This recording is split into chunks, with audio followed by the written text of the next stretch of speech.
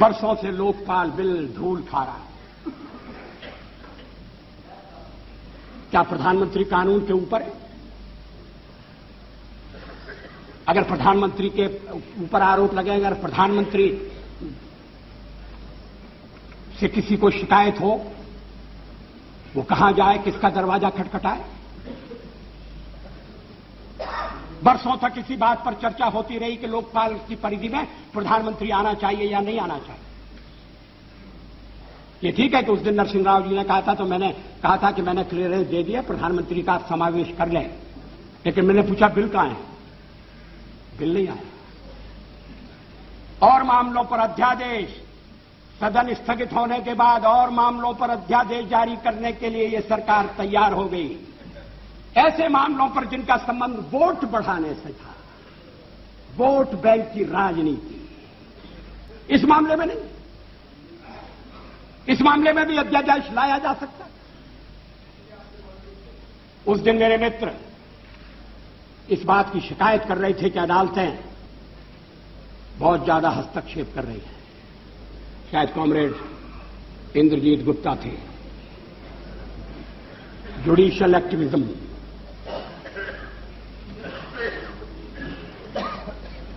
अगर पार्लियामेंट अपना काम न करे और एग्जीक्यूटिव फैसले न करे, मामले को लटकाए, और जब प्रधानमंत्री से पूछा जाए कि आप निर्णय क्यों नहीं करते, तो उनका उत्तर यह हो कि निर्णय न करना भी एक निर्णय है। मैं समाचार पत्रों में जो कुछ छपा है उसके आधार पर कह रहा हूं। अगर वो ठीक नहीं छपा तो नरसिंह राव जी उसे ठीक कर देंगे। निर्णय न लेना भी एक निर्णय है। अब ये कर्मयोग की स्थिति, कैसे देश चलेगा? लेकिन निर्णय नहीं लिए गए। कभी कभी तो सरकार इस बात की प्रतीक्षा में रही कि निर्णय टाल दो, नए विवाद खड़े होंगे तो झंझट मोल लेना क्या ठीक है, कोर्ट फैसला कर देगा। अब कोर्ट ऐसे मामलों में भी फैसला करने लगा है जो एग्जीक्यूटिव के मामले हैं, जो संसद द्वारा तय होना चाहिए। संसद अपने दायित्व का पालन क्यों नहीं कर सकती? एग्जीक्यूटिव जिम्मेदारी क्यों नहीं ले सकती? लेकिन इसके लिए एग्जीक्यूटिव, इसके लिए कार्यपालिका ईमानदार होनी चाहिए, चुस्त होनी चाहिए, मामले लटकाए नहीं जाने चाहिए। लेकिन ऐसा नहीं हुआ। ऐसा होना चाहिए। हम करना चाहते हैं, जो भी आएगा उसे करना पड़ेगा, नहीं तो कोई 12 दिन रहेगा, कोई 6 महीने रहेगा। इस देश की जनता के साथ यह अन्याय होगा। लोगों ने अपना कर्तव्य किया है। अगर आज त्रिशंकु संसद है तो उसके लिए मतदाता दोषी नहीं है। शायद हम मतदाता के पास ठीक ढंग से अपनी बात नहीं कह सकते। कभी कभी तो मतदान की कमी देखकर ये चिंता होती थी कि क्या लोकतंत्र पर से लोगों का विश्वास उठ रहा है।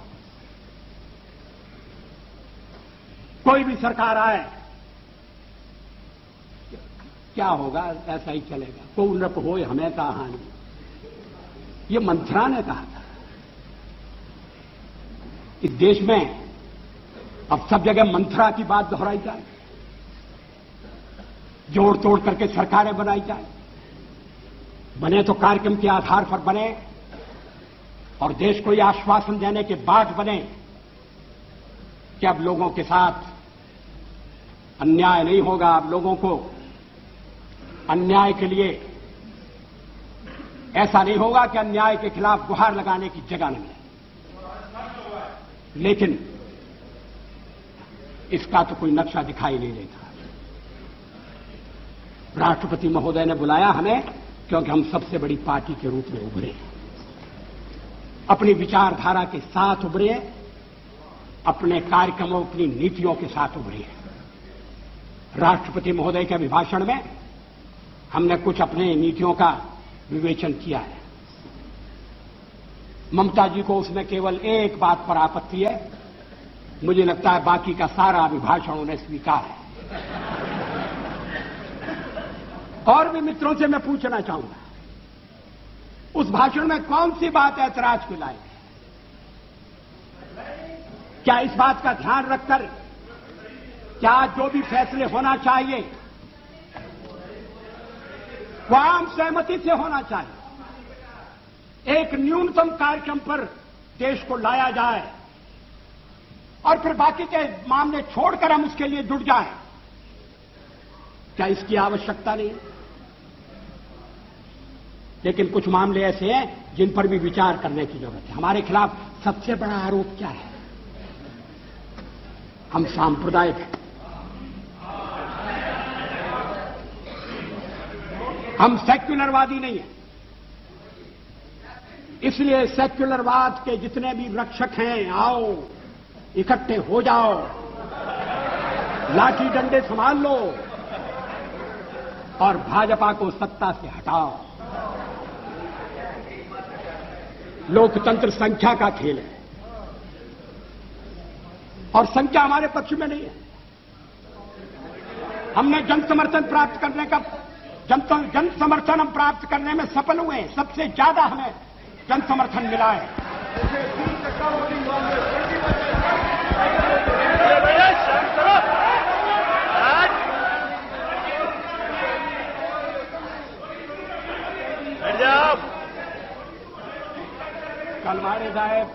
कलमाड़ी साहेब काय म्हणतात मला ऐकू नहीं येते।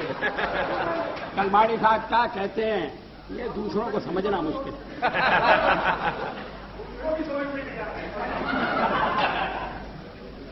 अध्यक्ष महोदय, इस पहलू पर भी विचार होना चाहिए। कभी हम इस सदन में 2 रह गए थे, पहली बार चुने गए तब 4 थे। आएगा तब हम उसका सामना करेंगे। आज तो हम इतनी बड़ी संख्या में बैठे हैं कि आपके साथ कोई तुलना नहीं हो सकती। थोड़ी हम विजयी हुए, हम में विनम्रता है, पराजय में तो आत्म मंथन होना चाहिए।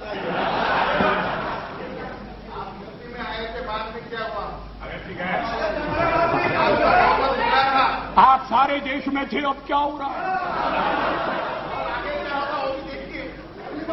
अब आप इस स्थिति से आप संतुष्ट हैं तो मुझे कुछ कहना नहीं, मैं इसमें पढ़ना नहीं चाहता। इस देश में इस समय लोगों के विचारों में मंथन चल रहा है, चिंतन की दिशाएं बदल रही हैं। लोग पुरानी मान्यताओं को फिर से कसौटी पर कस रहे हैं। मेरी समझ में नहीं आता कि जब संविधान के निर्माताओं ने शादी ब्याह के एक कानून बनाने की सिफारिश की और यह कहा कि राज्य उसकी तरफ ध्यान देगा, तो क्या वो सांप्रदायिक कारणों से प्रेरित थे? क्या यह सांप्रदायिक मुद्दा है? क्रिमिनल लॉ एक है, सिविल लॉ एक क्यों नहीं हो सकता? गोवा में अभी भी सिविल लॉ एक है। अगर मुस्लिम मित्रों को उसमें कठिनाई है तो वो कठिनाई आकर बता सकते हैं, ये कह सकते हैं कि हमें थोड़ा और समय चाहिए अपने समाज को तैयार करने के लिए। ये नहीं कहा जा रहा है और दल भी इस बात के लिए उन्हें प्रेरित नहीं कर रहे हैं कि थोड़ा बहुत तो संशोधन करो, वक्त बदल रहा है। इस्लामिक देशों में पर्सनल लॉ में संशोधन हो रहे हैं, यहां थोड़ा परिवर्तन होना चाहिए। जेंडर इक्वलिटी का मामला है,